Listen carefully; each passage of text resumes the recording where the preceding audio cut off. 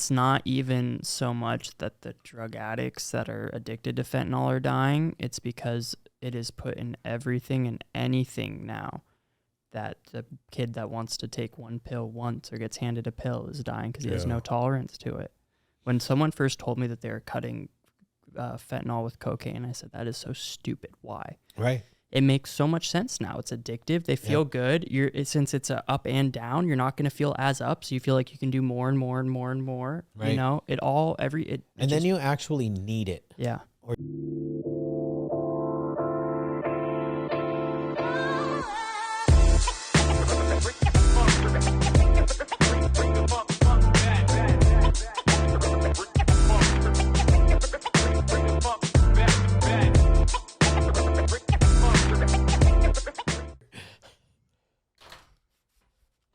What's your name? Austin. Austin. Yeah. Yeah. Yeah.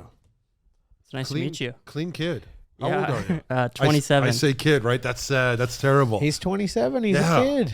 He's a kid. To us. Damn. Yeah. I still say kid too, though. I feel like a kid. You know? Yeah. 28 next month. So. And you're in recovery? Yeah, I'm not too active in the program, but 2.5 years sober. Nice, good for you. Yeah, it feels good, man. I didn't think I looked terrible, and then you look back at pictures of yourself, and you're like, what the hell,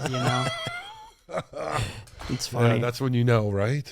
Thank terrible. God. There's years later. There's really not any of me. Really? Good for you. Yeah. Wow. So I don't know. Yeah. There's a couple of me getting sober where I weighed like a buck, maybe 55. Yeah. Which is super light for me. Yeah. So I'm 185. Yeah. Face looks all skinny. Yep. Arms look really skinny. And I probably felt like I was looking good. Oh, for sure. For sure. I work with someone, and we've worked together for 8 years, and she's always pulling up old Snapchat videos. And yesterday she was going through, and it's us doing push-ups with our shirts off, and I was like a twig, man. I was so skinny. Growing up, I was a twig too, but the drugs didn't help at all. You know. Yeah. Now, how was that growing up skinny though? Did that bother you? No, I was so used to it. I just was like that kid that never wanted to be home, so I never ate. At home, and it was just kind of how I was. You know. Yeah. I wish I had the little more beefy. Now I'm trying to get beefy. Yeah, me too. I was always a little thin myself. Swimmer's body. Yeah. Whatever. Yeah. Right. But then when you're beefy, you wish you could, because it's hard when you're like me to get a 6-pack ab. It's I have to diet and just really just starve myself basically. Sure. And he can at his age still get one, no problem. Yeah. Really? I just leave an ab. I just keep one ab. Yeah, one solid ab now. Yeah, I'm fine. Yeah, good with that. Yeah, I'm super content with just a little belly, and as long as I look, because I've never been like this in my life. So right now I'm the healthiest I've probably ever been. It feels good. Yeah, I'm stoked. What are you using? What was I using? Yeah, were you? Kind of everything, man. The main problem I had was opiates. So Oxy turned to fentanyl just because it's everywhere now on the street. Wow. Yeah, I was probably addicted to fentanyl 4 or 5 times, and just because you try to buy Oxy on the street and all it is fake now. It's so hard to find real ones. Plus, when you do find the real ones, it's so expensive. So you kind of go to fentanyl just because it's cheap and you can kind of get through it. Yeah. Isn't it scary though to use fentanyl? Yeah, you're kind of I remember when I first started consistently buying those they're fake blue Oxys, just pressed for Mexico, come up. When I first started buying them, it would make me so sick, and I would even text, my dealer, and I was like, dude, these are so strong. I'm not used to this. And she was like, I've never had anyone bitch about it being too strong and whatever, so it was crazy, but I just kind of always test it. I put everything up my nose, never used needles or anything. So I'd always just kind of if it was a new batch, I'd just sniff a little bit and see how it was, and then I could kind of go through it. But I feel like I'm blessed, because that is scary. Yeah. Fentanyl's so gnarly, So I give it up to this guy up there, So you have God today. I do, yeah. More spiritual, but yeah, absolutely. That's nice. Yeah, it's very cool. Is your shirt? What's your shirt? This is just a brand I like, and I just love the angel part of it. My mom raised me by herself, and she's obsessed with angels. So every time I see stuff like that, I'm all about it. Yeah. Yeah. What brand is it? It's called Represent. Represent. I wear a lot of Solon stuff. Oh, really? I don't know why. I just have for a long ass time. Yeah. They follow you on Instagram. Yeah, I think they do now, which I'm stoked I got it back because people like that probably wouldn't have followed the other one. But yeah, he got, I heard. Lucky you got it back. I told him. Yeah, my wife lost her. It took 6-7 months, and she still didn't get it back. She didn't get it back? No. I couldn't sit in limbo for 6 or 7 months. People were telling me weeks, months, and I'm like, dude, I can't. Like at the second day I made a new one and I started pumping because it's like I was just so concerned. One, it's like it's not a huge following, but like to me that's where my work comes from. You know, I have 2 months of appointments and I was concerned that after that 2 months, like, okay, maybe I won't be booking as far anymore, you know? And so people told me months, weeks, but I just reached out to everyone I could, and some people sent me contacts to other people, and I just paid some sketchy guy on WhatsApp. I don't know who he is, don't know his name. It's not even like a real number, but I just paid him $1,000 and he was like, hey, I recovered your account. And I was like, thank you. Wow, yeah. You got lucky, bro. Super, super lucky. Yeah. My wife paid out, I think, $2-3 and just run around. Mm-hmm. You know? Yeah, and all these accounts message you too, and they're like, hey, you want to get your account back? And you're kind of like, I do, but I don't want to get scammed again. I know, yeah. right? I was you don't paranoid. know where to turn. Uh-huh. Yeah, for sure, paranoia. Mm-hmm. Yeah, they got into my Amazon account, they got into my Gmail, and then my Yahoo Mail one I had from when I was a kid. And I think it's just because of like not having a good password. You know, I made all that stuff when I was 14 years old, so it was just some password, stupid password. Yeah, same password, maybe with a exclamation point at the end. You know, like something so stupid, but changed everything now. And oh, I feel so good. I was so happy to get it back. Yeah. Mm-hmm. Yeah, it was good. It was nice. I was driving. I think I was driving in my car yesterday, and I saw your story, and I was like, oh, nice. Yeah, you got it back. Yeah, super. You did the Eminem. Yeah. That's what was playing. I was at our gym when the guy messaged me, and that's like what was playing in my head the whole time. So I don't know. I always try to be funny on there too. But yeah, super cool. Stoked. When did you start getting into tattooing? I started when I was about 16. So I wanted to get tattooed really bad, and my mom, I was such a kind of a troublemaker. She was just not anything like on that other end. She was not cool with, you know. So I asked her, she was like, no, you can't get tattooed. In Arizona, I'm from Arizona. Arizona, you can get tattooed 16 with parental consent, and she wasn't cool with it. So I bought tattoo machines online and just started hacking away. And then I was that kid in high school that had tattoo machines, so people would be like, dude, I want you to tattoo this and that, you know. And I did that for a couple months, got over it, and then I got in a lot of trouble, and I was just stuck at home on house arrest for a while. And that's when I was like, what am I going to do with my life? And I knew that you had to do apprenticeship. So then I went and found some ghetto shop in Arizona that would let a 16-year-old work for him, you know? Yeah. Yeah. Started there. It was cool. Uh-huh. But first off, though, you have to be able to draw, right? Yeah. Yes. I mean, I think it's good to have the art behind you, but I was like in my friend group, I was probably the better of the artists, but I was nowhere like that one kid in high school that everyone knows that their art was so amazing. I wasn't that person. It's just like anything. You just got to work hard for it, you know? And so I just spent every second I could trying to get better, you know? So yeah. We just heard that on our last podcast. Exactly what I was thinking about. Were you? Yeah, of course, because it doesn't everything change. In life. And this guy's 16 years old, going after it with vigor, you know, and look at him. Yeah. It's beautiful. Yeah. I mean, you do great work. I appreciate it, man. I know you said that, you know, that other people, you feel like other people's work is better than yours. Yeah, always. But it's not. Yeah. It's really not. You do top-notch work. I do appreciate it. I think as like an artist or anything you're passionate about, you're always going to be a little bit never good enough for yourself, you know? So that's kind of how I feel, and it kind of sucks because never good enough for yourself, but great nonetheless. Sure. Know? Yeah, and I know my clients are stoked. 2 months out, that's pretty good. Yeah, it's good. Yeah, good. That's really good, bro. 2 months out, come on, man. Yeah, I know. I'm stoked. I'm very happy. I don't have to rely on anyone, you know, any business. It's just me, so it's cool, man. But you just got to work hard, just like anything. That's what I'm starting to realize in life. You know, anything you want, just work hard. Right. Yeah. Same with that. I wasn't the best artist, but I just drew, and you know, I spent so many years in tattoo shops learning, so it got there. Yeah. Just cool. Nice. Yeah. Wow, how lucky is that to find your love at 16 years old? Yeah. You know, how fortunate are you? I'm very, very stoked. People go to 50, 45, 50 years old not knowing what they want to love. You're not working a day in your life. Yeah. I know that passion flame comes up and down, you know, True. sometimes. So there's some days where I'm like, oh my God, you know, but yeah, exactly. Then you got the human contact comes into play, and you're having conversation all day with the person you know what I mean? Yeah. It's kind of like a camaraderie almost each day in and out. Yeah, it Yeah. is. I am more than fortunate, man. You know, like I good for really, you. really, I'm so stoked. Yeah, That's where discipline comes in, though. sure. You know, because you know, passion or motivation, Yeah. it flames up and flames down. Yep. You know, some days I think, oh man, we gotta go do another podcast, and I'm like, no, yeah, I'm doing another podcast. Yeah. Only because, and this is brand new. This is, you know, and I've done a lot of other things in my life, but this I'm passionate about right now because I'm going to bring awareness about this fentanyl crisis. Right. And I just I just stay disciplined. Yeah. You know, we're putting out, and I stay consistent. You know, our following is slowly growing. Mm-hmm. You know, it's slowly growing. But like I can imagine, like I know the amount of followers you have. That's a lot of followers that you've built over time. Mm-hmm. You know, for your specific brand, which is you and your tattooing. You know, and I would have been freaking out. I was. Oh yeah. This was one of the worst weeks of my life, man. I was freaking out.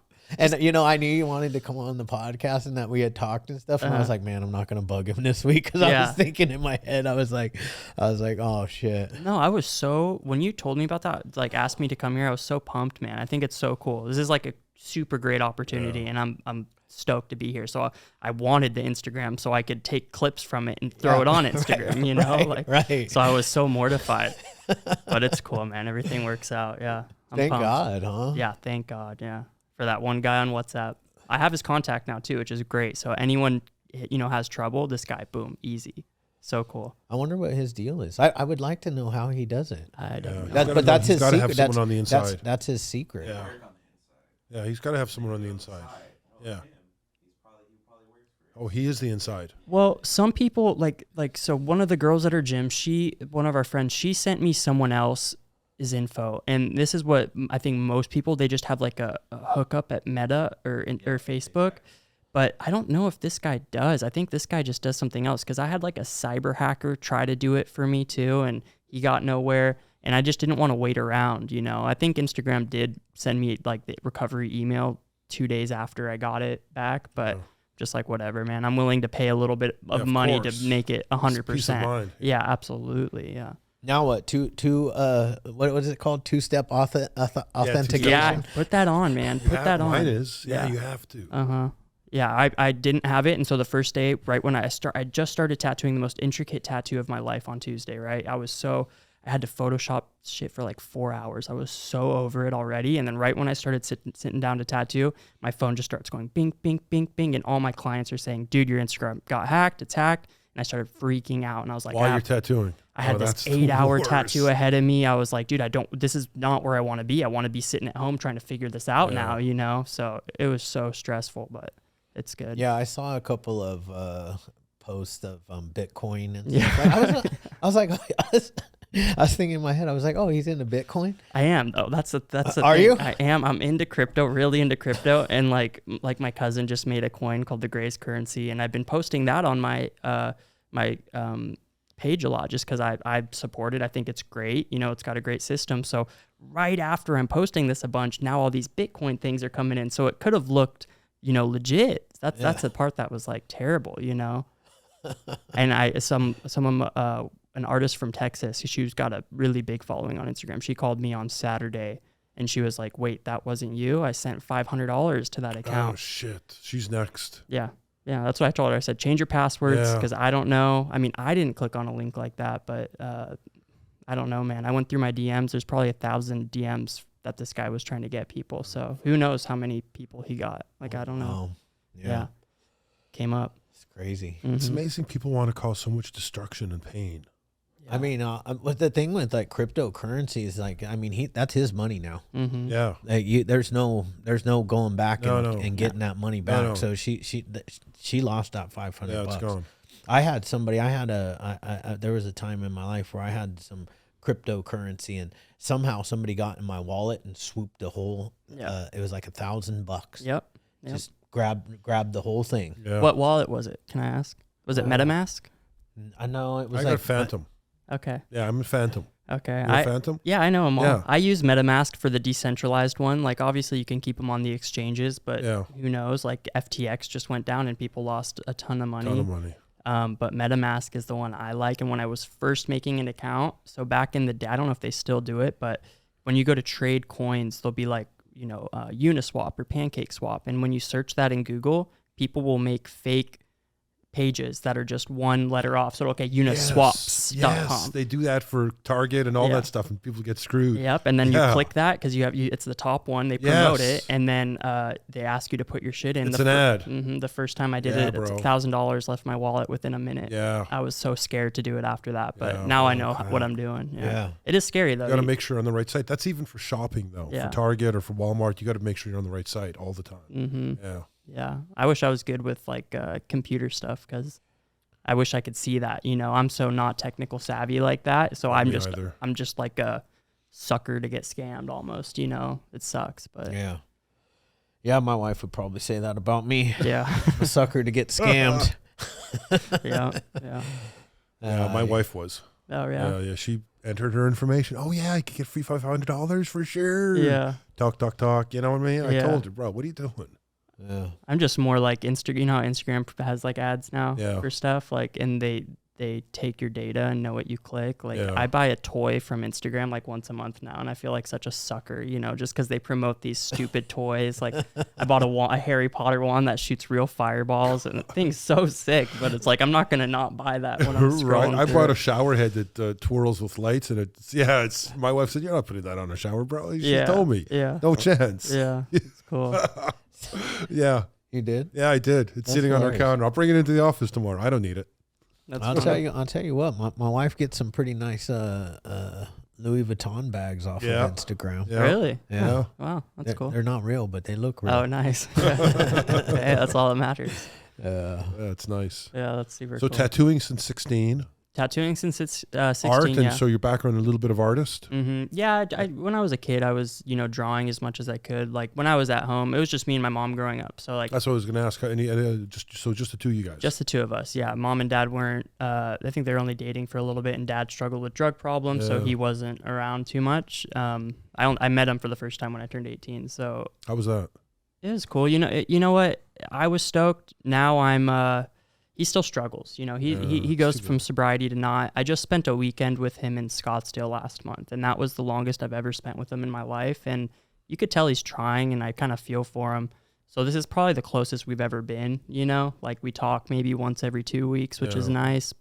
He has a lot, man. He's got like a bullet lodged in his brain from getting shot. He's got brain tumors, and he thinks he's going to pass soon. So he wants a relationship with his only son, and I'm trying to give it to him. If I was in his shoes, I would hope my kid would do the same. So I'm trying, Good for you. Yeah. It's not easy. Cool. No.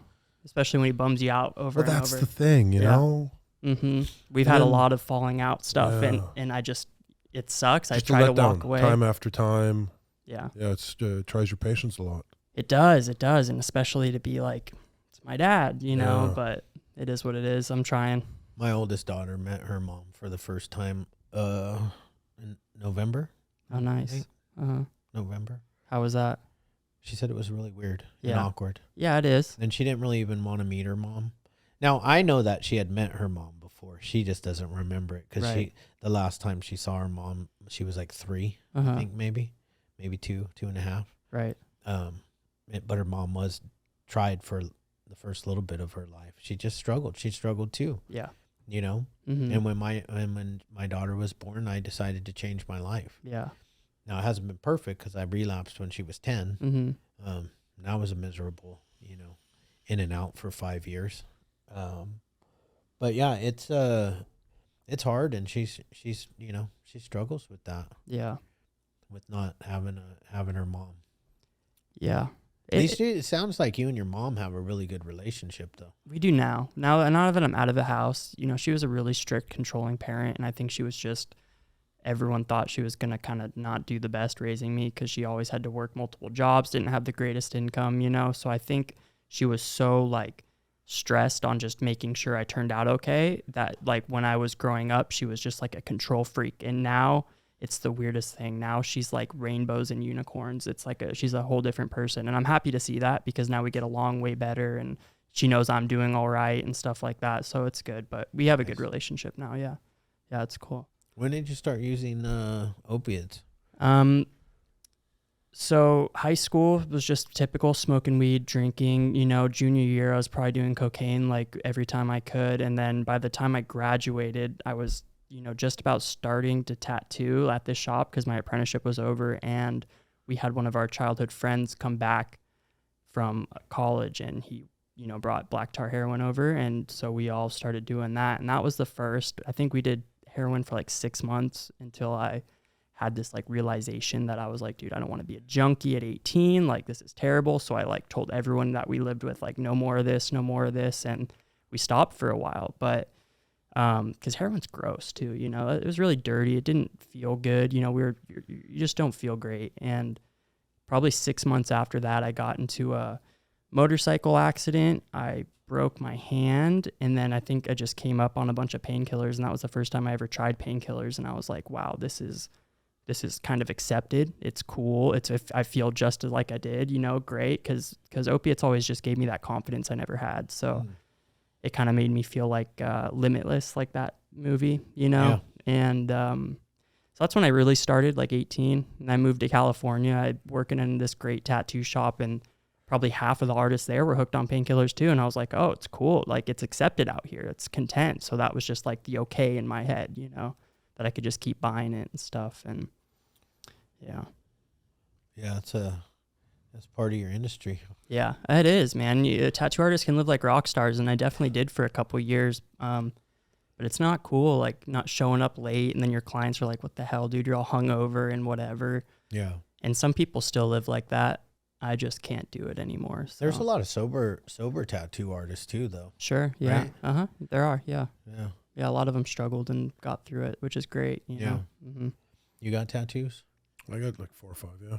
You got any girls? Yeah, I got to cover up. Listen to everybody. My whole back's a cover up. So. Yeah. You see? Yeah. Shit. My whole arm's a cover up. Nice. Yeah. Does it look good now?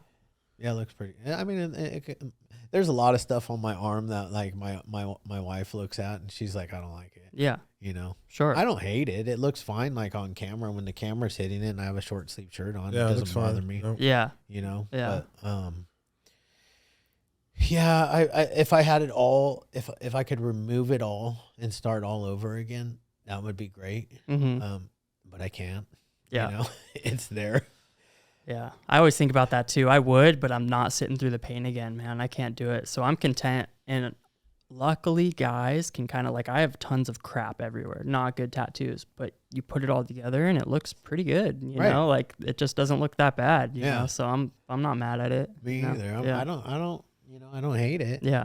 But if I'm gonna do the next half of my body, I'm going to love the second half. Yeah, absolutely. You know, I'm going to go in with a plan. Yeah. I was young when I started getting tattoos. I think I was 17. Yeah. And in San Bernardino County, you didn't need any permission from anybody because they didn't card you. Right? Yeah. It was like old bikers dudes that owned tattoo shops in San Bernardino back in like, this would have been late 90s. 1991. Wow. Yeah. Yeah. I think a guy with a big old beard did my first tattoo, and you know what I got? What? I got the Grateful Dead Steal Your Face. Oh, nice! But instead of the lightning bolt, I had them put in mushrooms, a mushroom path. Nice. You know, 17 years old. You're a deadhead. I didn't even like the Grateful Dead. I just like the that's funny.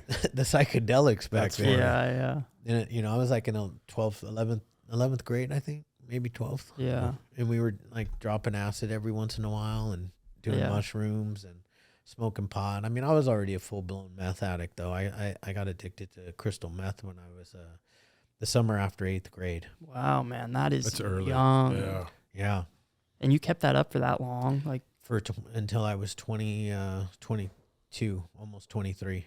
I did speed for a year, and dude, I was shriveled up. I haven't eaten anything. I remember the waking point of it was this girl that I used to hook up with. I saw her like out and about, like since I started doing speed, and she came up to me and she goes, Austin, what happened to you? You look terrible. And it broke my heart, crushed me, you know. Fuck. I don't know how people can do it for that long, man. That killed me. That one was rough. Yeah, I started with, snorting a couple lines, and then the glass pipe came around. Did the glass pipe for like 5 years, and then when I was 18, probably less than 5 years, 3 years, and then when I was 18, I started intravenously using it. Yeah. And my life spiraled out of control really, really fast. That's like really fast. I bet, man. And a lot of times the funny thing is that opiate addicts they just don't like.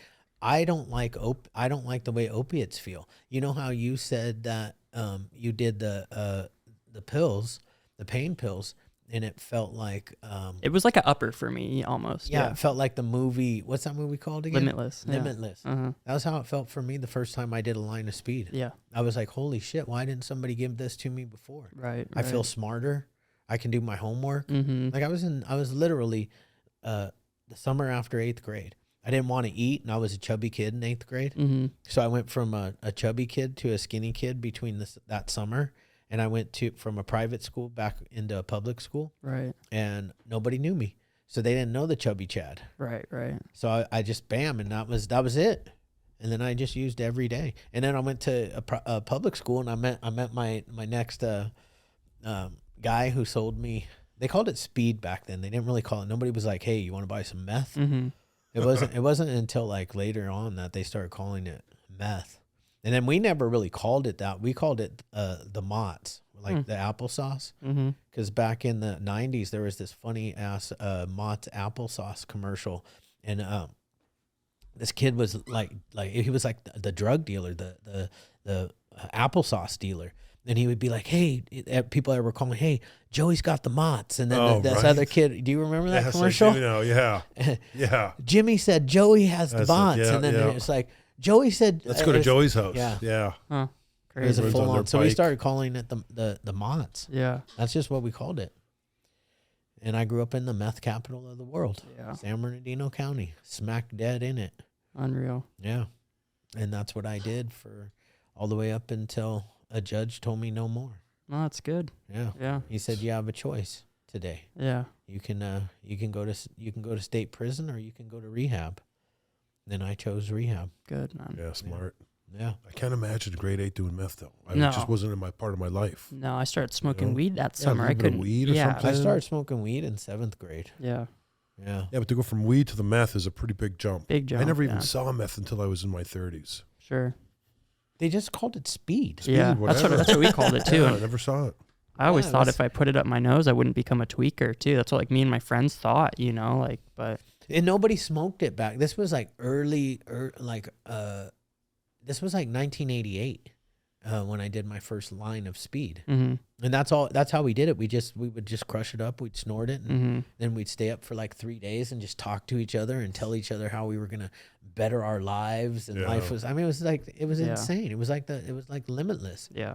And my friends could stop, and they would go to sleep, and I kept going. I just kept going, and I never told anybody that I kept going. Yeah. So every time they would come around and they wanted to do it again, they didn't know I had been doing it for the past 2 weeks. But that's how I was like staying skinny. It didn't really fuck me up until I started intravenously using it. When I smoked it, it was, we would sit around and smoke it way too much. It was different than like doing a line where you could just do a line and just talk. Yeah. But then once I found the needle, it was like, all of my friends from high school, they were like, what a loser. Yeah. Now I am like, 49 years old, and I'm like, what losers. Yeah. Yeah. You're crushing it, man. Yeah. It's good. Just trying to, I'm just trying to help another addict, because I actually believe that I was left here on December 9th of 2000. I rolled my car off the 10 freeway in Pomona, and God left me here to help other people. And 5 days later, my daughter was born. Wow. And like, I don't know, I had a moment of clarity. Yeah. That I didn't want to live that way anymore. Yeah, that's awesome. That's super cool. And just keep going, man. And now I've worked in the treatment industry for 22 years, and I've never seen so many people dying. as I see now, Just because of fentanyl. Fentanyl. Yeah. Yeah, it sucks. It's very shitty. There's just so much coming over the border, and there's nothing anyone can do. Right. I remember I saw... They could do something. Yeah. Yeah. I just mean like right now. Like, Right. yeah, the government, sure. But I mean like me or you right now. There's nothing any of us. No, this can is do. the only thing we can do right now is talk about it and gain a following and force them to, make a change. Yeah. Because this is like, if 300 people are dying every day. Yeah. If an airplane went down every single day, for 3 days in a row, they'd shut the airports down. Yeah, and it'd be broadcasted on the news too. No one talks about it on the news and stuff either. But I would imagine that's because of pharmacy. I don't know. Big pharma. I don't know. I don't know.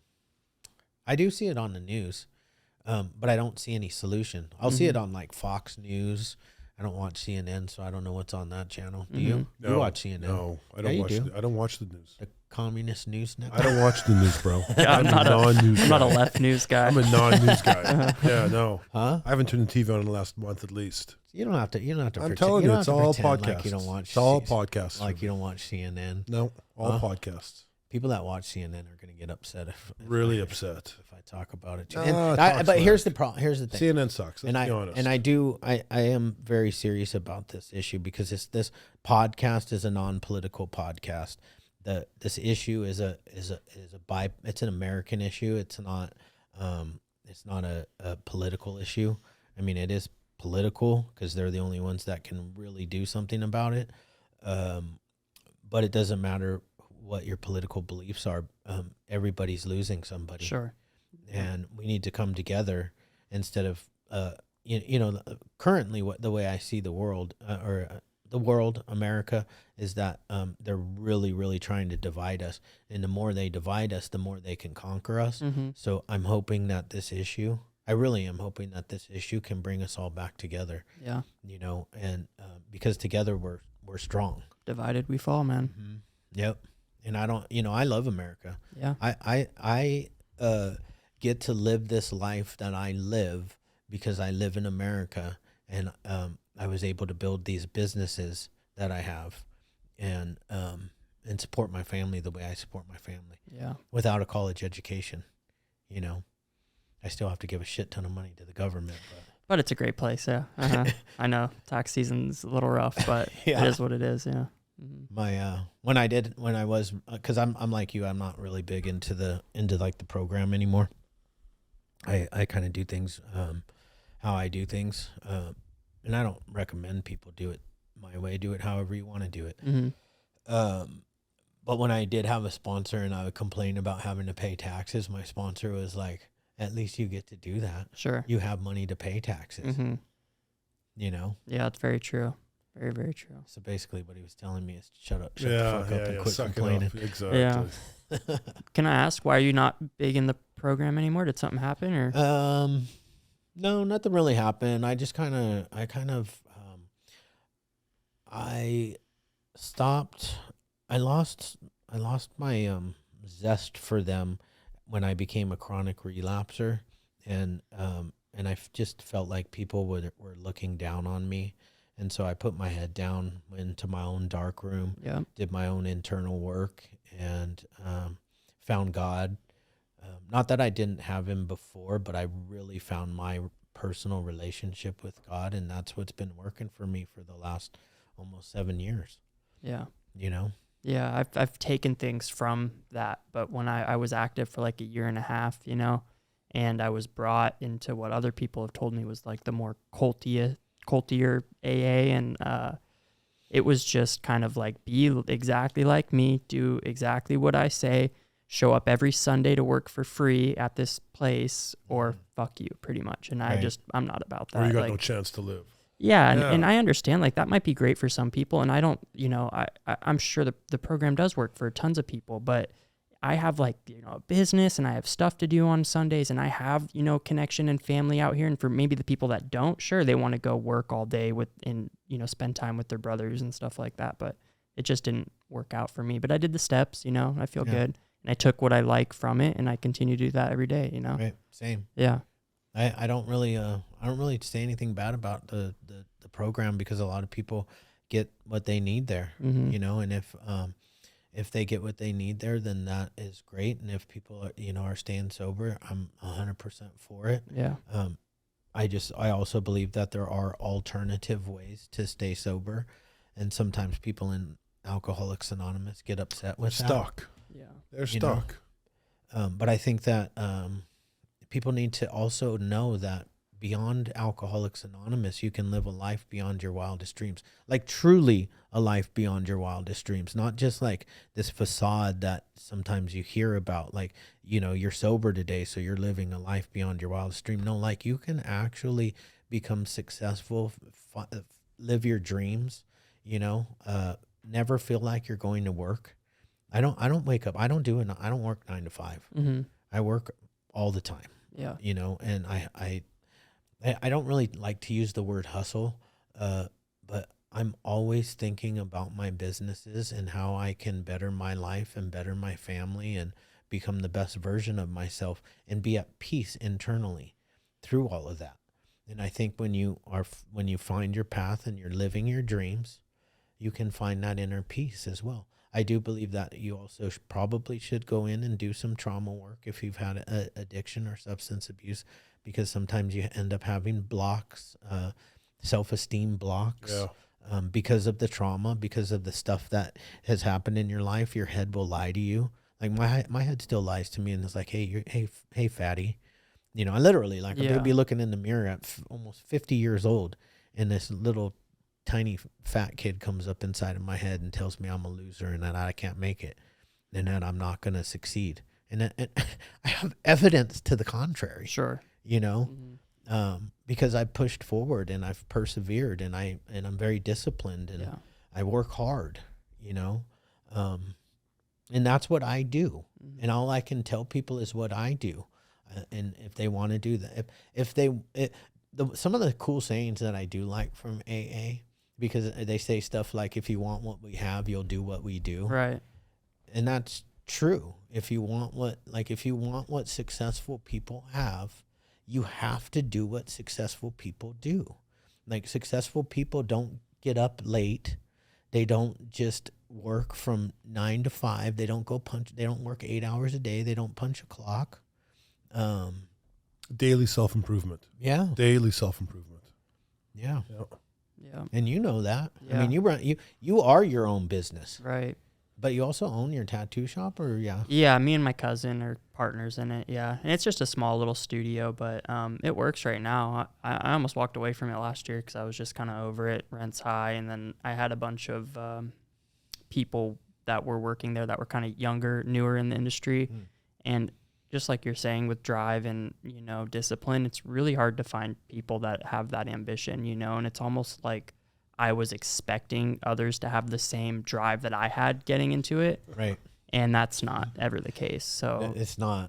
It's really crazy. But right now we got, you know, a good group of people. So I'm happy right there. Yeah. Yeah. I think I ended up finding you because my wife found the girl that works for you. Teresa. Yeah. And she started following her, and then I looked up the shop. I think my wife she had even like messaged her to get an appointment, but she hasn't. I've gotten tattoo work done, and she hasn't yet. Yeah.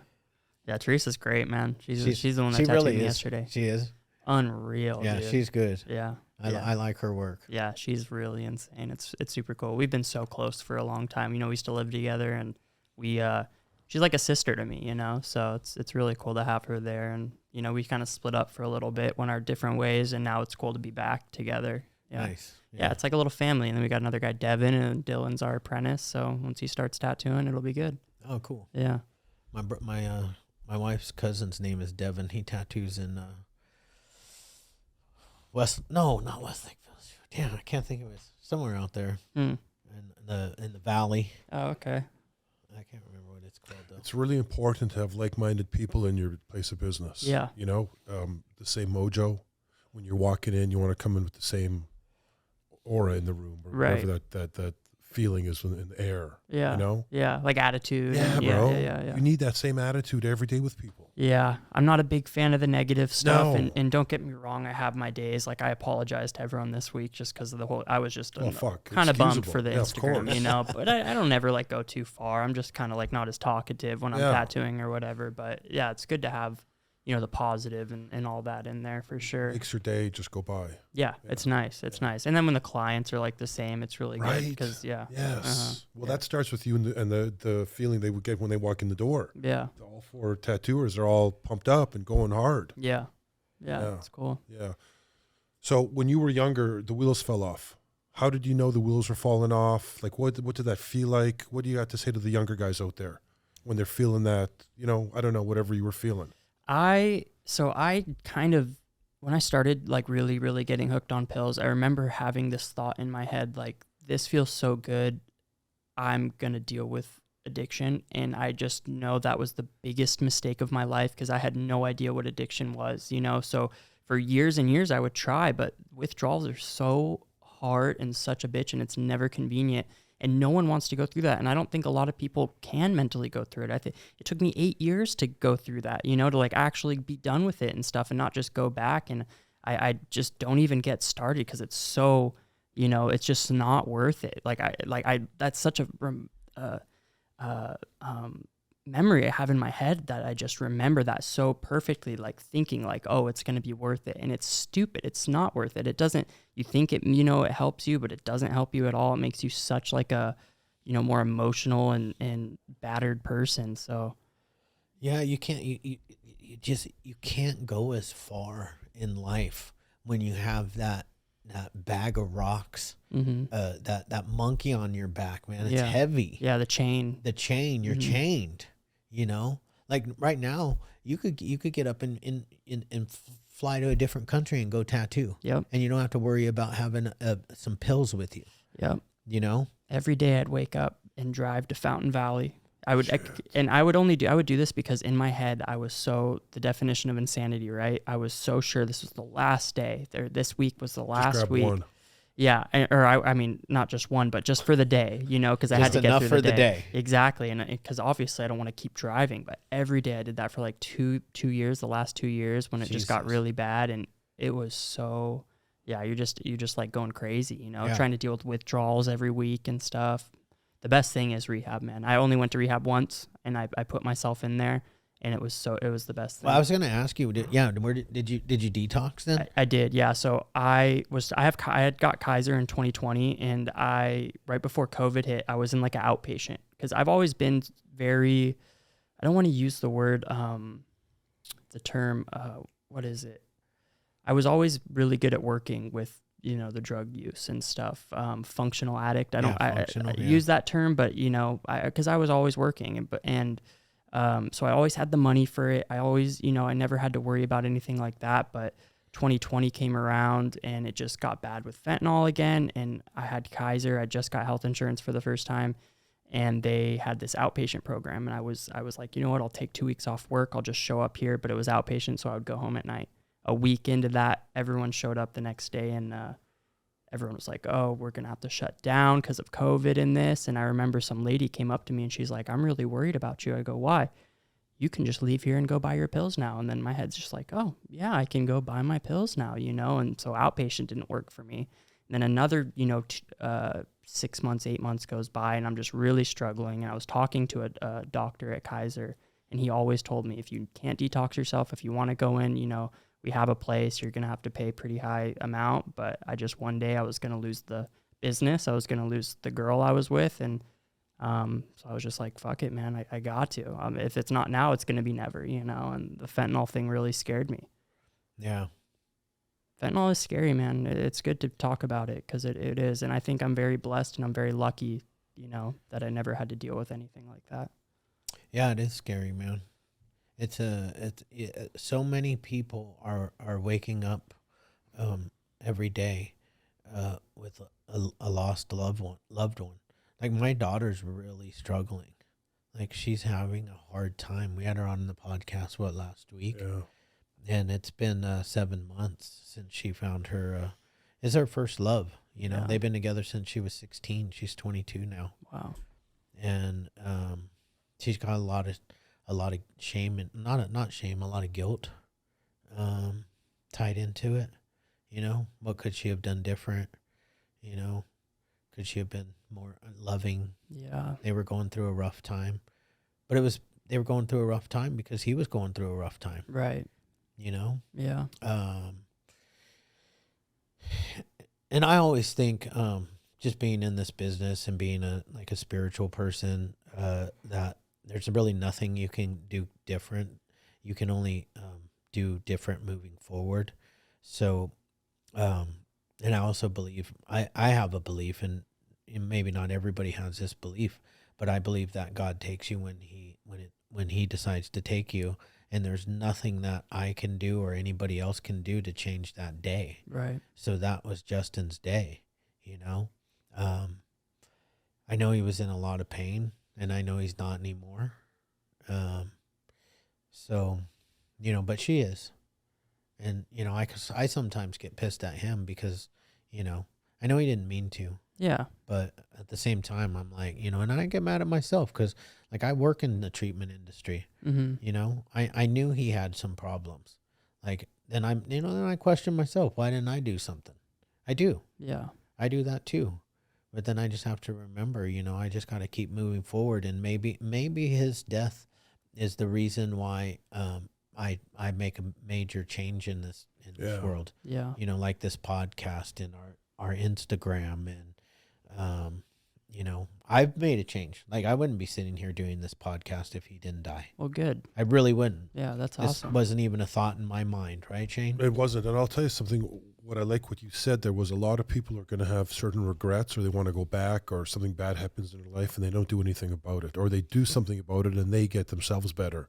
But here he's making a stand, you know, a real fight. Right. Not just saying, okay, it was bad, I'm going to take care of my daughter, I'm going to continue my life, and I'm not going to be sad for Justin, but instead we're kind of starting a revolution here.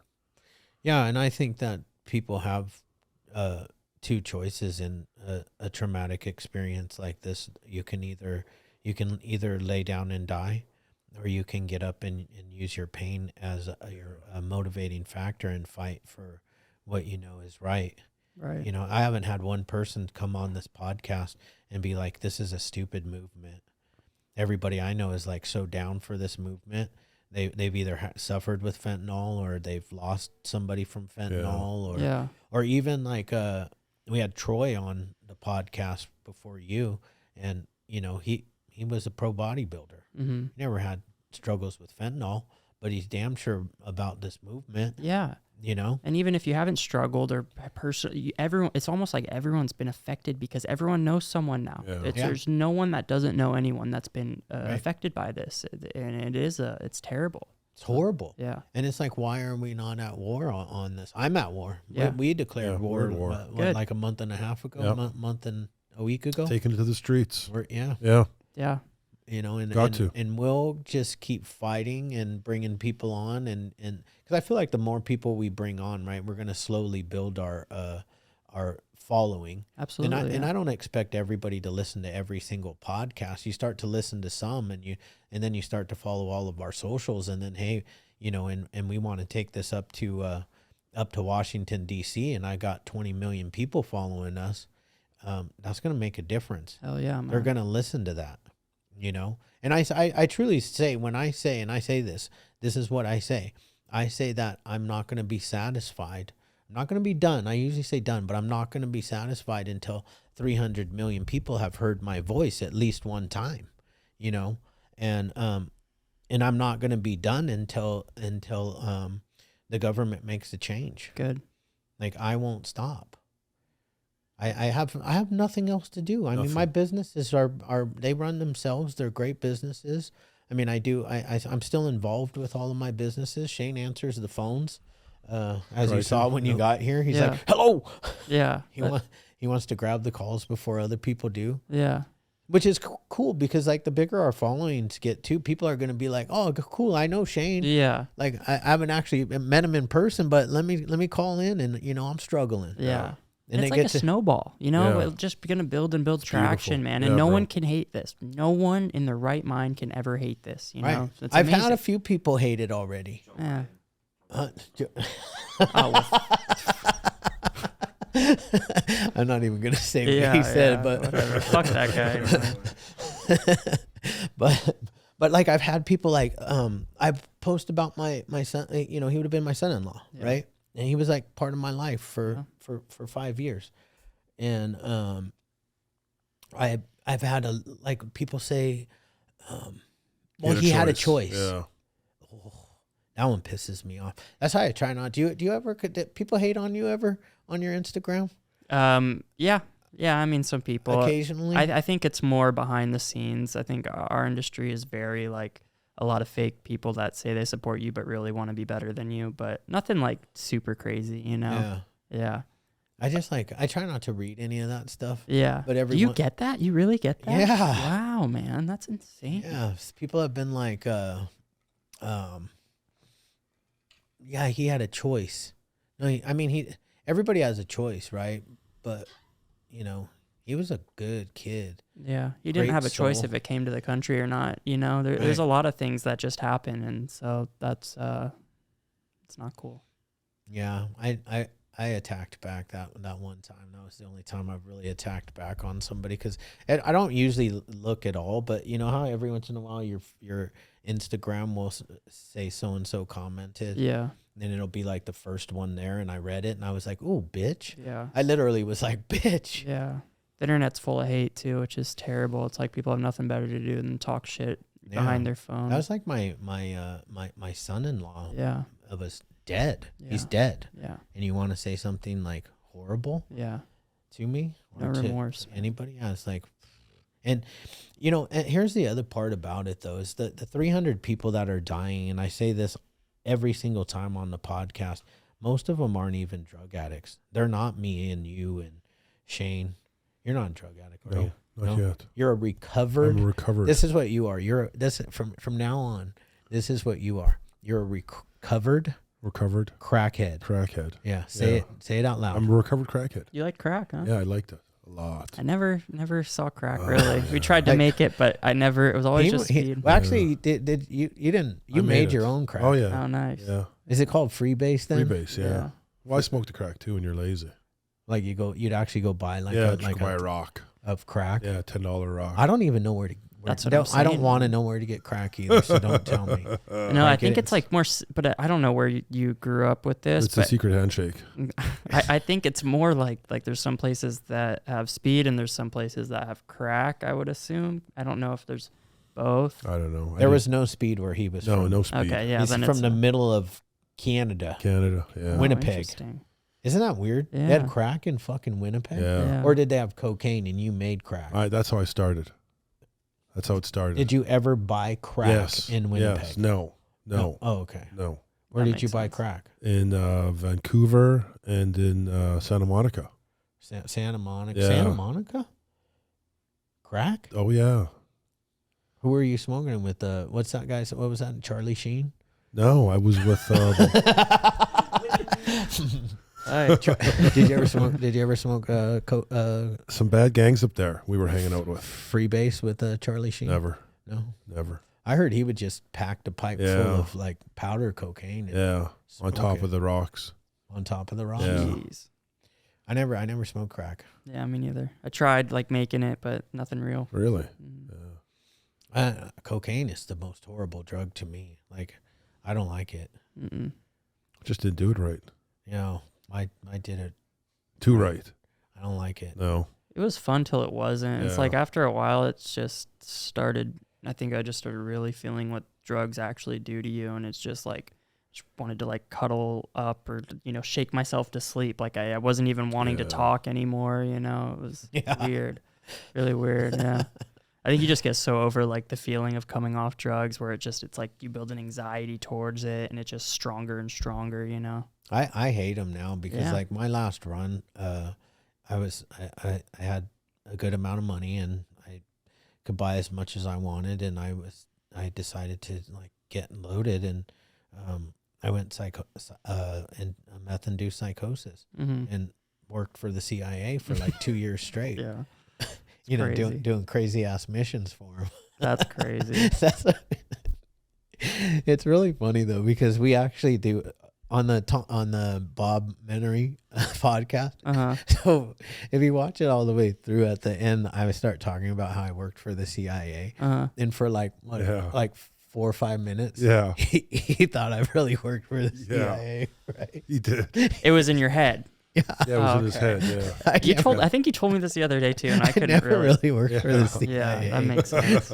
But I said it in this one, and I said I was working for the CIA because I was one of the only people, damn it, that could jump into the iPhone and become a digital person. Wow, dude. So if you do enough methamphetamines, you can literally go digital. Yeah, go digital. Wow. Yeah. You just have to you have to really, like, you know, be up for like 10 days, maybe 7 days. Yeah.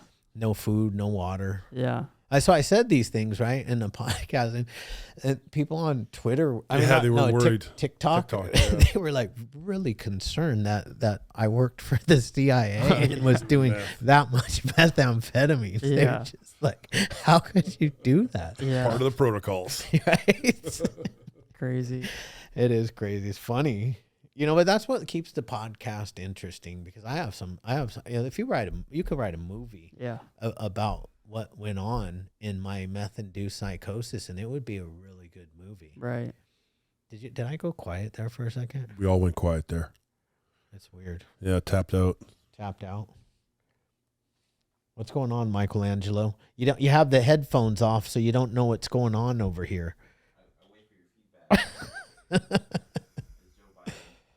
It was, he was messing it up. He heard that I was talking about working for the CIA, and he had to cut it. Oh, yeah. Right? It's Let's see how long Shane will be quiet for. Oh, I could sit down for at least 3-4 minutes silent right now. No, you can't. No, I can't. It's impossible. I can't stand the silence. Yeah. So today you wake up at 5, you're at the gym.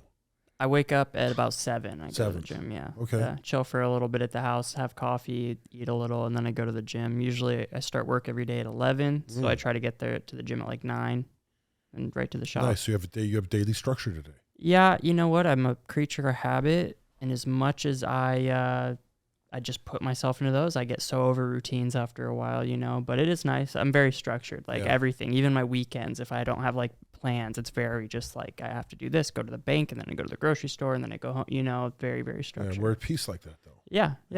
I live a good life, man. I feel really good. You know, I'm very grateful to be where I am. When I was 16, if you told me I would have been where I am tattooing, like bringing the money, whatever, you know, all of it. Yeah, bringing the money in. That's nice. I would have probably killed someone for the opera that, you know, I would have never thought I could get there, but it's just working hard. That's all it is, man. Yeah.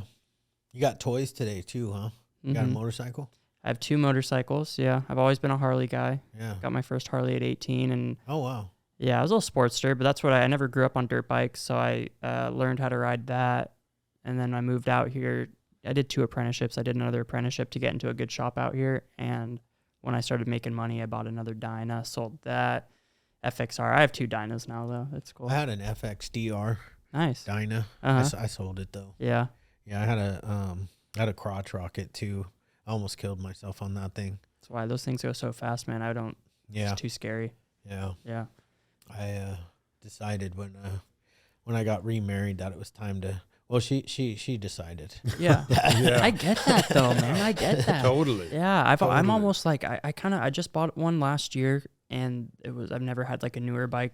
My other bike's a 2001. It's my dream. It's my baby. Like I'll never sell that thing. But the newer one, I was like, oh, it'll be better for longer distance, and you know, it's more reliable. But I'm so scared to get hurt nowadays, and I hear about it constantly. I've been in my fair share of accidents, and it's just not riding that much. Plus this weather right now, it's like not even ideal. Crazy, huh? I hate it, man. What the hell? If the sun's not out, I feel depressed, honestly. Like, yeah. We needed the rain. Yeah. And we won't have any. This isn't going to happen for another 10, 15 years. So yeah.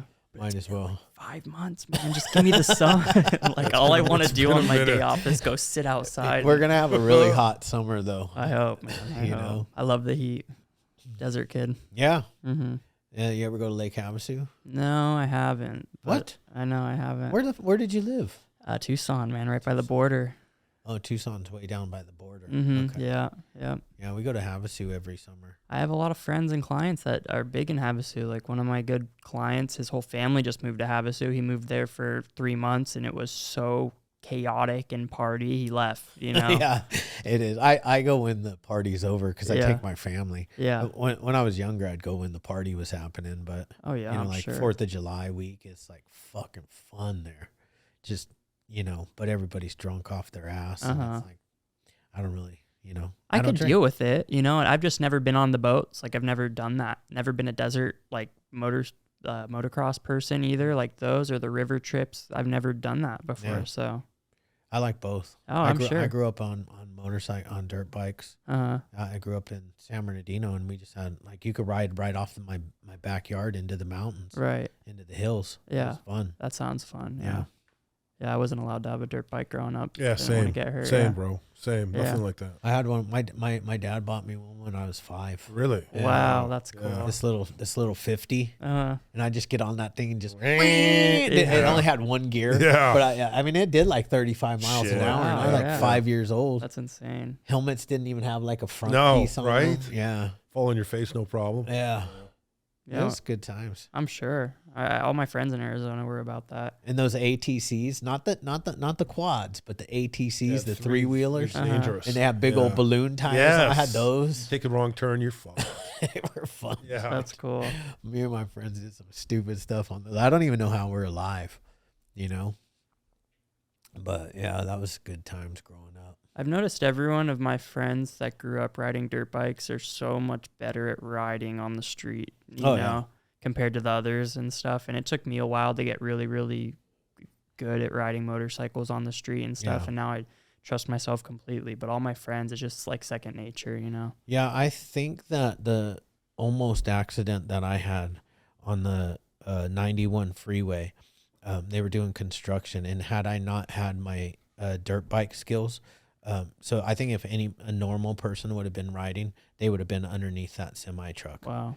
But you know, because the semi truck slammed on his brakes, and I was, you know, coming up behind him, and yeah, your first instinct is to hit the brake, right? Mm-hmm. The back brake. But if you hit the back brake, you start to slide You're going to out. lock it up and slide, Yeah. yeah. Uh-huh. So as soon as it started sliding, I just grabbed the front brake, and it just brought it back around, and I just, you know, I was literally like 10 feet from going underneath. Wow. I have a client, I just tattooed him Saturday, got in a bad accident. His foot's halfway chopped off, and he's been walking with a limp for like 3 years. He's trying to get the doctors to cut his leg off because he's in just so much pain and stuff. And I feel for the guy. He's a really nice guy. He's like my friend, but I just like, I couldn't imagine, I want to ask man. you something. Do you keep the foot? I don't know, bro. I have no idea. No? All right. I don't know. What do you mean? Like when you cut it off? Yeah, do you keep it freeze dried and keep it put on the mantle or something? I don't know. My I don't know cou- if my- I would. My cousin would. Yeah, My I think cousin I would would have for to sure. keep the foot. I wouldn't. I get Make a grossed candle out out with of it or stuff like something, that. candle holder or something. Yeah, it'd be Have kind a of creepy. toe funny, foot jokes all around the home. I think it'd be pretty cool. Yeah. You know Yeah. how like they taxidermy stuff? Do you Yeah, have you taxidermy freeze dry it stuff or at your something. shop? No, we were just talking about it though. Because like tattoo artists always have taxidermy. What is that? I don't know. This is like the old thing. You were saying like when you got tattooed when you were younger, Yeah. it's the big biker beard. Yeah. It's like the industry's changed. Like that was like when I was getting into it even. It was the old bikers and, you know, it's just greasy, whatever. Yeah. And now it's more, oh, I'm a really good artist. I went to art school. What am I going to do to make money doing art? Yeah. Tattooing so Yeah. popular. So Right. it's like there's two sides. It's almost like they're divided too, you Yeah. know, in the There's tattoo some world. good artists though in this world. Oh my God. Yeah. It's incredible. I see some stuff on like on the Instagram, Mm-hmm. and I'm like, is that real? Yeah. But then somebody said that they spice it up a little bit. There's some people that edit some stuff. You'd have to show me to see, but there are people that are so amazing at tattooing. You know, it's unreal. Like shit just looks 3D sometimes. Yeah, it's crazy. Some Yeah. people tell me that they don't like that because it just doesn't even look like a tattoo anymore. It just looks like Right. know something so crazy. But Right. I know I'll never be there. I know my realism isn't like at the tippy top ever. So I'm like content with what my art is and what I do now. What's your style? What do you specialize in? Is that a question? Yeah. I mean, black and gray for sure. Now I'd say there's black and gray like realism. Sure, I think you can look at my stuff and say there's an element of realism to it, but I also kind of, because I was brought up with the traditional, just with bold lines and stuff like that. So could be in between. There's some stuff I dumb down, simplify just to make it look cleaner and stuff like that. But I would say like black and gray. I saw a lion on your Instagram that I really liked. It was really clean. Had a crown. Okay, yeah. I You know what you're I'm talking about? Yeah, forearm probably right here. I think. Is that a forearm? I think so. Yeah. Yeah. I've only done like 2 crown lines lately, so it's probably one of them. Yeah. It wasn't very deep on your Instagram. Yeah. It was like probably maybe 10 posts down or something. Yeah. I think that's it. Yeah. Yeah. Common. Shane needs some work. I was just thinking if I would get another tattoo at my age, but I think I'm done. No, you need to. One more? The crown. I'd like to. No, you need to do a crown. full sleeve. No. Yeah. You think? Yeah. On my right arm. Yeah. Take your shirt. I can do it. You're right. I should. Show them what you have. I think you should go on top of your dome. Oh, please. I debate doing that too. Nice. Can you Damn, got some muscle. Do it right down to here. Yeah. Can you get rid of all that shit that he has on his arm? You mean like cover it up? Yeah. It would be tricky, man. Covering just solid black like that is hard. Just because it's so thick and saturated. Yeah. Thick and saturated, but. Just gotta fill it all in with color. Blues and yellows. You could make it look. You could spice it up though, right? Yeah, you can always give some stuff some love and make it look better. Yeah. My age, do I need to bother? Yeah, you do. You need to sleeve it up, Get buddy. the Hopeaholics in there somewhere. Yeah. Picture me and you. Yep, I'm sleeving up this arm. Oh, yeah. I just finished my back. I'm 49 years old. I just finished my back like 2 months ago. Who did your back? Like 2 artists. Can't think of the guy's name. He was at Renaissance, and he left. That's where I came from Renaissance. Oh, right? you did? Yeah, so I moved from Arizona. Oh, you probably know the guy that did my my half of my back. He did it's a big giant Grim Reaper on half of it, and then Nick did the other half. Dana Point Tattoo. Yeah. I went there because he's a friend of my friend Bobby Stanton. Do you know Bobby Stanton? The name sounds really familiar. He does a lot of jujitsu. He trains sometimes down below your shop. It's right next to us. Yeah, where right that is. Yeah. I'm sure he does jujitsu there. Yeah. Yeah, he does do jujitsu there. If I had a face, I'd probably know. But I have tons of mutual friends with Nick from Dana Point Tattoo. Like it's crazy. So yeah, I'm sure. Yeah. So yeah. Yeah, man, it's good shit. Yeah. This was weird because I saw you on Easter podcast about sobriety and taking down fentanyl, war on drugs. Last week I live in Dana Point right by the high school. Pretty nice area, and I've never seen anything like this, but there was graffiti on the side of the wall right by the baseball field right where I live, and it's just big fuck fentanyl, and it just blows my mind. It makes me wonder, like, who would do that? Like, what happened to someone hurting? Yeah, it's crazy though. Somebody who lost somebody. Yeah, for sure. Yeah, it's just like, wow, that just shows you too, like how much it. That's actually the hashtag that I'm doing is fuck fentanyl. I like it. I don't know though. Does Instagram do they get pissed about the F word? I don't think so. I don't know. I mean, you could always do like a money sign instead of the U or something, but I don't think so. Like fuck cancer does, you know? They do. What do they do for fuck cancer? Is there a hashtag fuck cancer? I could look. I think I know on like a lot of things though, they do like F and then they do like the, whatever they're called, the characters, and so you can see it says fuck, but it's like muting it out almost. Yeah. Yeah. Yeah, because have you ever been I had a political page for a while, and that thing got like they shadow banned. Yeah, like literally, I would get put on 90-day restriction. Yeah, where nobody could see my shit. Mm-hmm. I could post, I could do everything. I could post a story, but I would get like 3. You would literally have to go to my actual page, and click on my my story to watch my story. It wouldn't pop up on the top.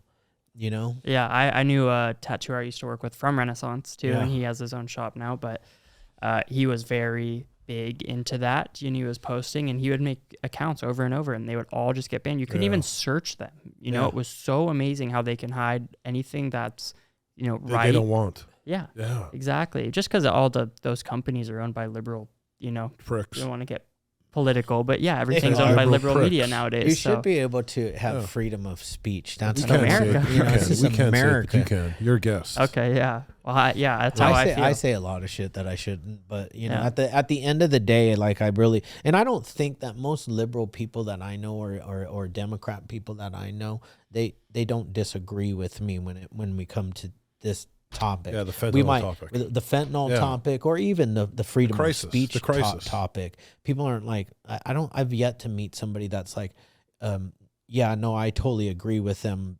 banning. They might agree with like them banning Trump or something like that, which I don't agree with, because everybody should have the right to say whatever they want. And they took Trump down, but they left up like who is that killer? Oh, yeah. I forget who it is, but anyways, he was rules a country, Iran, somewhere. The Taliban guy. Taliban guy. Yeah, they left him up. They left him on. He was able to post on Instagram, Crazy. but they take Donald Trump down. Yeah. I mean, whatever. People don't like him. It's fine. I get it. Yeah. I'm a big Trump fan. Yeah. I just, because I'm your guest and I can say whatever. The economy was doing so well, man. I was crushing it. And I wasn't even sober yet, and I was crushing it. How about like, them gas prices, man? Yeah, that's crazy. Who loves that? Who loves gas prices? I will tell you this. When Trump was in office, I go to the grocery. I'm very I buy the same shit every week. Yeah. I put the same gas in my car every week. I would go to the grocery store, and my 2 bags of groceries that I buy every week, they cost me $35. Yeah. Currently, it is costing the same groceries. I buy the exact same thing. It's costing me $75. That's insane. $35 to $75. Yeah. When I filled up my Yukon, it was costing me somewhere between $82 and $85. Uh-huh. That same Yukon is costing me $150 for gas. It's crazy. That's insanity. Yeah. Mhm. And so you can't tell me that, he's crushing it. Crushing it. Not at The all. current president is crushing it. He's not crushing it. Yeah. I get angry with it, man. Because it's just like for everyone that does well on their own, it's just like take more from us, even though we're being successful and stuff like that. Taxes go up, it's sad to see, but Yeah. Yep. it is what it is. But at the end of the day, I think we can all agree that fentanyl is killing our loved ones. Yeah. And when I say that, it's like our loved ones, man. It's like, I still cry. Yeah. Like I still cry that this kid is gone, and then I think about like my daughter, and then I start thinking about his dad, because his dad no longer has a son. Like they took his only son. His mom no longer has a son. They took his only son. They did that to God's son too, Jesus. yeah. Did you know about that, Shane? I heard about the story. You heard about the I heard story? about the story. Okay, I didn't know if he knew about Oh, it. yeah. He was hung on a cross. Yeah. Yeah. It's like you're saying though, it's not even so much that the drug addicts that are addicted to fentanyl are dying. It's because it is put in everything and anything now, that the kid that wants to take one pill once or gets handed a pill is dying because he has Yeah. no tolerance to it. When someone first told me that they were cutting fentanyl with cocaine, I said, that is so stupid. Why? Right. It makes so much sense now. It's addictive. They feel good. Since it's a up and down, you're not going to feel as up. So you feel like you can do more and more and more and more. Right. And Then you actually need it, yeah. or you get sick. Mhm. Where before, like cocaine, you can stop cocaine and you're not going to get sick. You're just going to sleep. Yeah. You might have a little bit of anxiety. Same thing with meth. Yeah. Right? Yeah. Meth. Meth's addictive, but not physically. Right. The only thing that happens when you stop meth is you need to sleep. 3-4 days. Yeah, 3-4 days. You can sleep it off, and you can pop up and drink some coffee, and you actually don't need any more meth. Yeah. 3-4 days into opiate withdrawal, you're fucked. Yeah. It's fucked. You need something. It's fucked. Yeah. Suboxone, Mm-hmm. something. Yeah. But cold turkey and opiates is no joke. Cold turkey and fentanyl is no joke. No. It is so hard, even like in a detox center, because with fentanyl, you have to be in pretty severe withdrawals before you can get a buprenorphine product. Yeah. Because if you're not, Precipitated withdrawal. Yeah. I put myself into that many times. you did. It's so fucked. It's man. worse. Yeah. It's so bad. It's like times 100, you know? Yeah. Mm-hmm. So That sucks. Yeah, it does. That sucks. I mean, it's just the whole deal sucks, and it's like, you know, if we can make it's not an if we will make a difference. You know, I just can't see anybody not joining this movement. Yeah. You know? Yeah. I think it's good, man. And you reach other areas, you know, everyone in here. When I got sober, my mom was always telling me like, oh, I think you're going to be someone that helps other tattooers with sobriety and stuff like that. So anytime, and it's not even just because it's just natural, secondhand, anytime I ever hear that someone's struggling or whatever, even though I'm not like active in that program, I'm always like, dude, call me. If you ever need anything from me, let me know. Let's just not see that happen again, you know, because you go back and you're never going to know what's going to happen, you know? Other tattoo artists will end up seeing this podcast, and you know what? Somebody might be struggling. Yeah. And you're going to reach that one person. Yeah. You know? Yeah. I mean, does it ever happen when you're when you're tattooing some? Has anybody ever been high or and just like wanted help, and they're like, I've had some people more ask. It's like definitely for sure. Maybe not with opiates, but I've had like people that were really struggling with alcohol. Which alcohol is a terrible addiction too. Like alcohol and benzos, you can die from cold turkey. You know? You can't even cold turkey those. Yeah, but I've definitely had help. I've had people that knew that I was sober, and these were kids that like I used to get high with and pick up pills with and stuff, and you kind of just look out for each other, and they were like, oh, I'm sober too, and you're always kind of like, skeptical. Are you? And you're tattooing them, and for sure they're not, and that was really hard for me too, because that was like right when I got sober. I had like 3 or 4 times this had happened, and I knew they were just going in the bathroom. I knew right in their pocket, like I could just take it, but it is good, man. I talk about it as much as I can, when I hear people.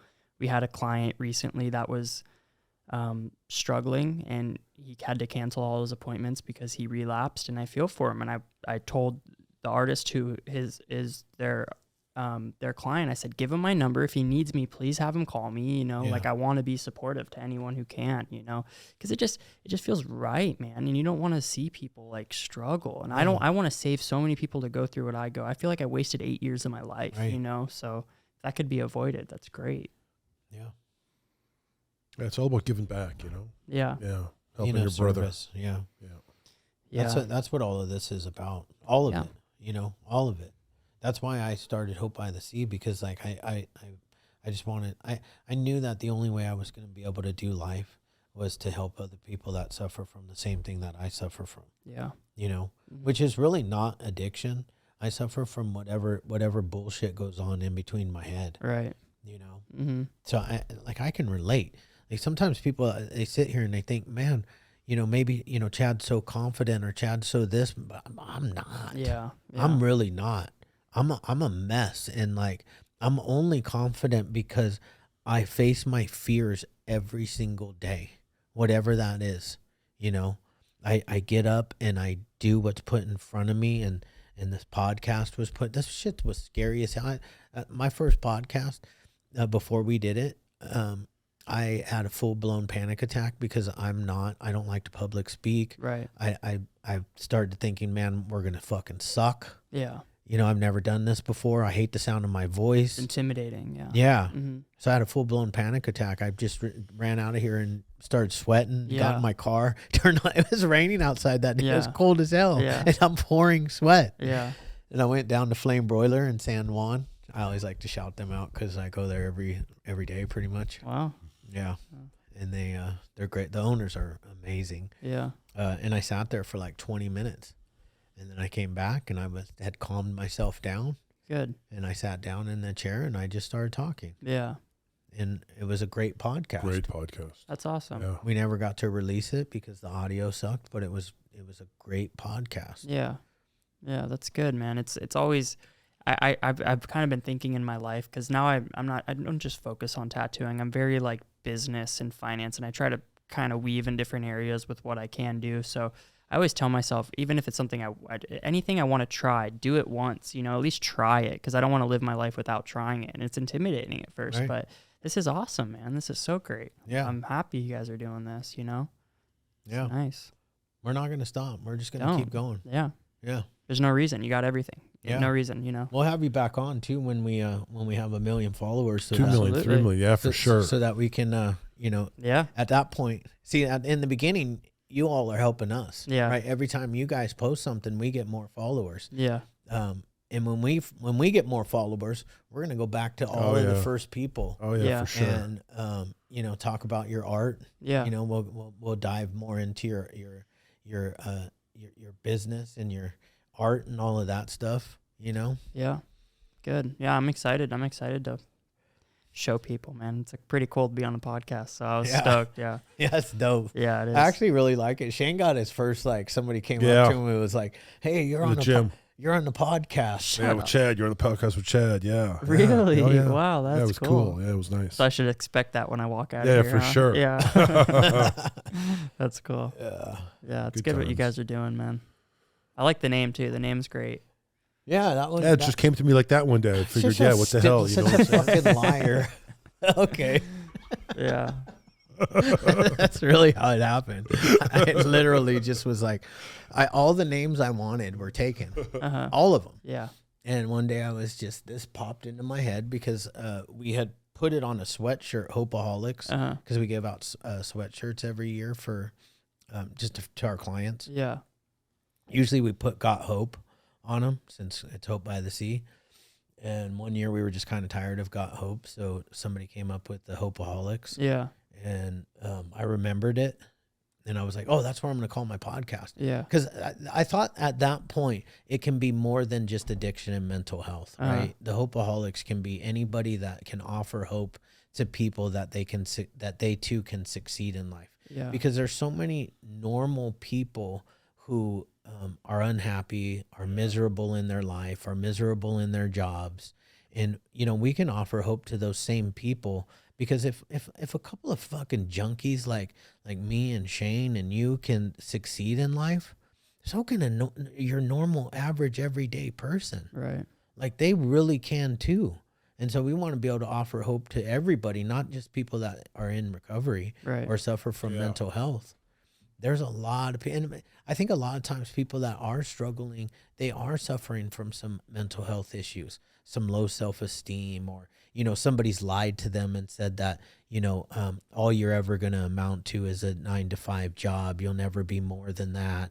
I mean, that's bullshit. Right. That is bullshit. Yeah. And if you're telling yourself that, you're lying to yourself. Yeah. We all have the ability to be successful and live our dreams, Right. whatever those dreams are. Yeah. The end. The end. I think everyone has mental health problems, man. A little bit here or there. Everybody. Yeah. Everybody. I got told from my friends when I was 16, I tried to tattoo. Everyone laughed at me, you know, teachers even would laugh at me and stuff. And it almost was like a, fuck you, I'm going to do it harder. So it's good, man. The hope is good. And I like that you can tell what it's kind of about just from the name too. Yeah. Like that you're going to kind of understand a little bit. So. And I like it that if I ever, you know, So anyways, the logo. So just a great day here. Yeah. Wonderful podcast, man. Really great having you on. Yeah. Yeah. Good looking kid. Yeah. I like the logo. Yeah, I loved it. Yeah, just a great day. Great day. In between you guys. Yeah, no, I'm going to tell you. He won't Great let me day. tell you. It's an But absolutely incredible time we're having here. Go ahead, Chad. that if I ever decide to get rid of my co-host, that logo can be me with a beard and without a beard. Yeah, Right? that's true. Yeah. If I ever decide that I don't need a co-host Absolutely. anymore. Or you could just shave half. Oh, that was- That's what I had told him. Yeah. Yeah. You should do that. I could. And then you can be the logo. I could be. Why don't you do that? Just be the logo. There you go. Be the logo. Yep. Shave God. half of your beard off. No. I'll Not give happening. I'll give you $100. $100? $100. Not even for 100,000. Not even for $100,000. You would do it for $100,000. I would. I would do it for I 100 would. grand. I would. I'd grow it back the next day. 10 grand? No, yeah. For sure. I'd be a fool not to. Yeah, I would think you'd be stupid. Yeah, I'd not be a fool Yeah, not it's to. just I would facial never throw hair. away 10K like that. Yeah. I don't. I'm not doing that. No, I know you're not. I don't have 10K to give you. Yeah. I do, but I'm not going to give it to you. You'd be foolish too. Yeah. Yeah. Just for that. Yeah. Unless it was going to gain us like 10,000 followers. Not even that. Is there? Yeah, I would. Oh, $1 a follower? Yeah. $1 You're right. a follower. You're right. That's worth it. Yeah. Like TikTok, and man. to make him look funny for a while. Yeah. Like literally, but you'd have to leave it until the beard grew back. Yeah, I'd have to. You wouldn't be able to No. Yeah, no, you wouldn't be able to shave this. No, side I'd have off. to leave this Don't one you think long. Yeah. That would be good. Yeah. Be cool. Just pump it on TikTok, man. That's how everything's gaining traction. Do you nowadays.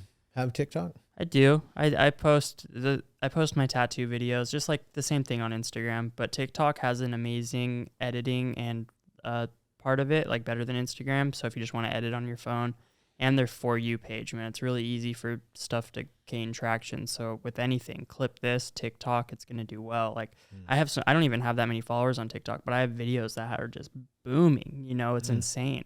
I hear that from podcasts too, is that's what kind of you want to do, and then it just kind of brings it Yeah, around. I really suck at TikTok. It's hard. I would imagine you maybe want someone that could do social media and stuff, you know, if it's gets to that point of like professional, you know. Yeah, I'm definitely not. Yeah, we got to I'm not find a somebody. TikToker. We got to find somebody good to edit and cut all our stuff. Oh, I'm sorry. Never mind.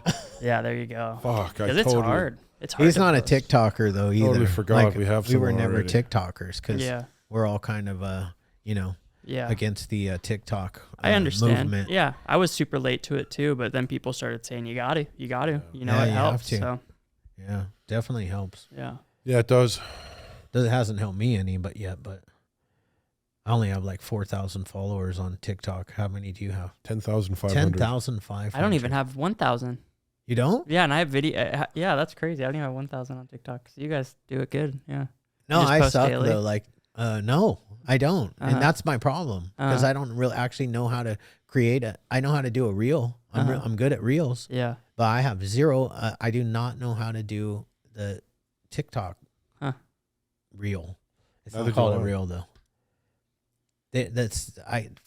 I can't like with the reels. I can put my cool music, whatever I want. Yeah. I can't figure out how to do that with TikTok. I'm the opposite. I can figure out how to do it on TikTok, and then TikTok it saves to your phone with the music, and then I can just throw it on Instagram too, which is what I like. And Instagram, you can't save it with the music. You know how you get past that? How do you do it? Screen record. Screen recording it. Yeah. That's what I do. Yeah.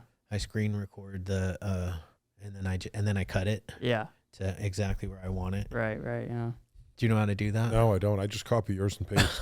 You need to work. And on then that. once I copy and paste, it's in my photos, so I can put it on TikTok. So I do the opposite of you. Yeah. I wait for him to cut and paste, and then I just post. That's nice. Yeah. Yeah. Just grab it. Yeah, he that's steals good, though. he steals my shit. Yeah. I have to. If you guys have that gaining traction like that on TikTok, I think is great, because I have some videos on TikTok that really did well, and I was surprised, but I still don't have like a following on there, so that's good. My daughter posted some video of me, like in my old days, like an old picture, booking photo to like Your becoming mugshot. to becoming like a CEO of a company, and it got like 4 million views. Wow, that's awesome. Then my other daughter, she was on this chiropractor's TikTok. His name's Dr. Alex.